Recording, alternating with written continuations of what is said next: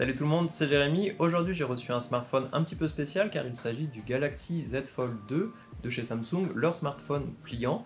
Donc je vais vous expliquer pourquoi j'ai acheté ce smartphone alors qu'il y a le S21 Ultra qui vient de sortir. Ici ça sera pas un test, comme je vous le disais, je viens de recevoir le smartphone. Le but c'est de vous expliquer un petit peu pourquoi j'ai acheté ce smartphone maintenant, comment j'ai fait aussi pour l'avoir à moitié prix et finalement aussi pouvoir recueillir vos questions si jamais vous avez des questionnements sur ce type de smartphone pour que je puisse vous en parler dans une prochaine vidéo qui sera plus axée sur mon utilisation de ce modèle là. Donc si vous avez des questions ou des applications ou autre chose que vous voudriez que je teste sur ce smartphone, laissez-les en commentaire et pensez à vous abonner à la chaîne pour ne pas rater cette future vidéo.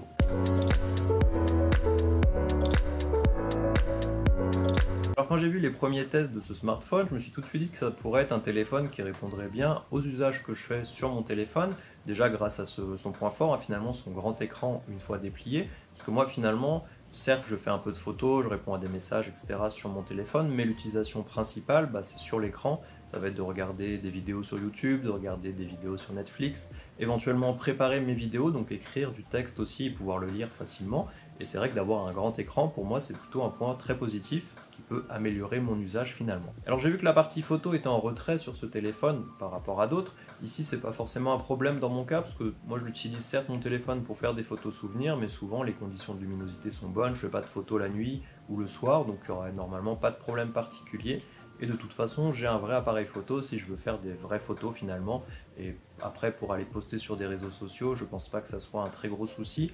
Je verrai à l'usage, donc ça je vous le dirai un petit peu plus en détail dans la future vidéo, mais c'est vrai que c'est pas forcément quelque chose qui me faisait peur. Après je crois qu'il y avait aussi l'autonomie qui était en dessous, forcément avoir un très grand écran, ça consomme plus. Maintenant on se déplace de moins en moins à l'extérieur, donc je peux toujours venir le recharger avant de sortir et normalement ça ne devrait pas poser de problème particulier. Alors autre point qui m'a donné envie, c'est qu'ici on a vraiment un usage différent du smartphone. C'est vrai que quand on change de smartphone, on a envie d'avoir quelque chose de nouveau. Alors la plupart du temps on va avoir une évolution du modèle précédent, mais par exemple là j'ai le Mi 10 et le Mi 11 qui sont ici.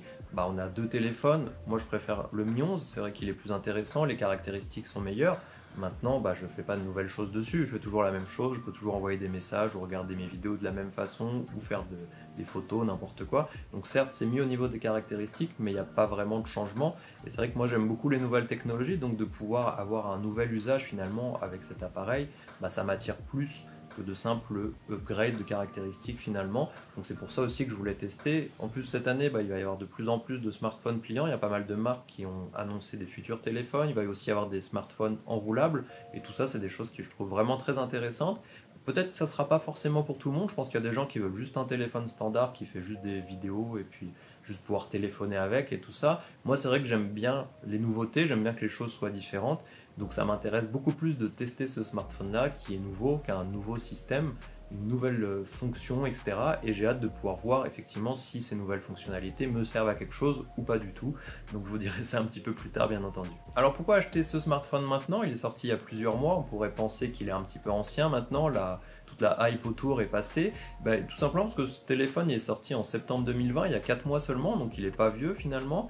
Il y a aussi tous les youtubeurs que j'ai pu voir tech, la plupart en tout cas, leur objet de 2020 c'était ce smartphone pour l'innovation, pour la nouveauté, parce qu'il est très bien aussi. Et c'est vrai que c'est quelque chose qui m'intéressait. Alors pourquoi je ne l'ai pas acheté tout de suite à sa sortie?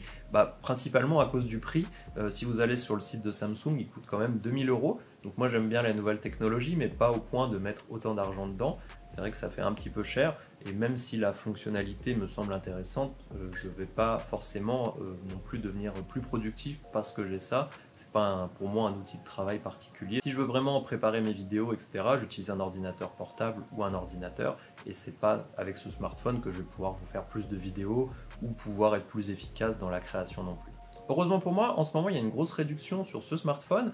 Du coup, il est à 1169 € sur le site Rakuten, et en fait derrière c'est la boutique As Good As New, une boutique en Allemagne qui le vend. Donc le téléphone est neuf, il n'est pas reconditionné. J'ai reçu, il y a tous les cils qui sont posés dessus, il n'y a pas de problème.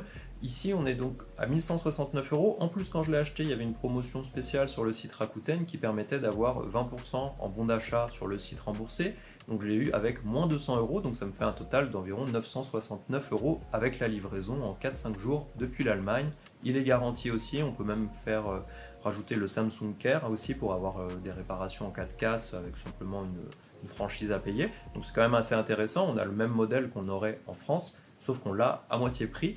Donc là, ça m'a fait sauter le pas parce que c'est vrai que c'est un téléphone qui m'intéressait. Alors 1000 euros, ça reste un budget quand même, mais c'est vrai que quand on le compare aux S21 qui sont sortis, si on va voir sur le site Samsung en version 256 Go, le S21 coûte 900 euros, le S21 Plus est à 1109 euros et l'Ultra à 1300 euros. Comme je vous le disais, moi ça m'intéresse beaucoup plus de partir sur un téléphone comme celui-ci qui va avoir des nouveautés, où je vais avoir des découvertes finalement sur l'usage, que de partir sur ces modèles-là qui sont finalement juste un upgrade de la version précédente. Alors je sais que les S21, notamment le Ultra, ils sont super recommandés pour leur partie photo. Comme je vous le disais avant, moi c'est pas forcément un critère de choix pour mon téléphone, tout simplement parce que la photo, voilà, c'est pas quelque chose que je fais très souvent. Pour des souvenirs, j'ai pas besoin du meilleur smartphone qui coûte plus qu'un SMIC. J'en ai pas besoin, donc après certains peut-être en ont l'usage, peut-être d'autres qui sont vraiment passionnés de photo, mais à ce moment-là, moi je préfère partir sur un appareil photo qui aura beaucoup plus de contrôle et qui me permettra de faire plus de choses. Donc c'est vrai que c'est pas forcément le critère pour moi de me dire je veux le meilleur photophone de l'année. Enfin je m'en fous un peu finalement. Moi je préfère avoir celui qui aura le meilleur usage ou que je pourrais vraiment profiter au quotidien. Et finalement pour moi c'est vraiment l'écran qui fait la différence et c'est ce que j'utilise tous les jours, pas la partie photo. Donc c'est vraiment pour ça que j'ai préféré prendre ce smartphone. Je pense qu'à ce prix-là c'est déjà plus accessible, comme vous voyez il est pratiquement moins cher que les téléphones S21 qui viennent de sortir. Pourtant ils n'ont que 4 mois d'écart, peut-être qu'il ne sera pas aussi puissant et autres, mais ça c'est à voir aussi à l'usage qu'on en a. Alors c'est aussi pour ça que je voulais vous faire cette vidéo, comme quoi ça vaut pas forcément le coup d'acheter directement un smartphone à sa sortie, déjà parce que potentiellement il y a des bugs, des choses qui vont être corrigées dans les mises à jour qui vont arriver juste après, mais surtout au niveau du prix, vous voyez là sur ce téléphone là, en 4 mois il a perdu 50%. Donc si quelqu'un l'a acheté 2000 euros à sa sortie, il peut même pas le revendre moitié prix finalement, parce que neuf on peut l'avoir déjà à ce prix là, donc c'est compliqué après de pouvoir le revendre, surtout sur un téléphone aussi cher. Donc ça peut être intéressant toujours d'attendre un petit peu plutôt que de se précipiter sur le nouveau téléphone qui vient de sortir. Il y a aussi toujours des gens qui achètent pour tester, qui vont revendre derrière, que ça fait baisser plus ou moins le cours du prix du téléphone.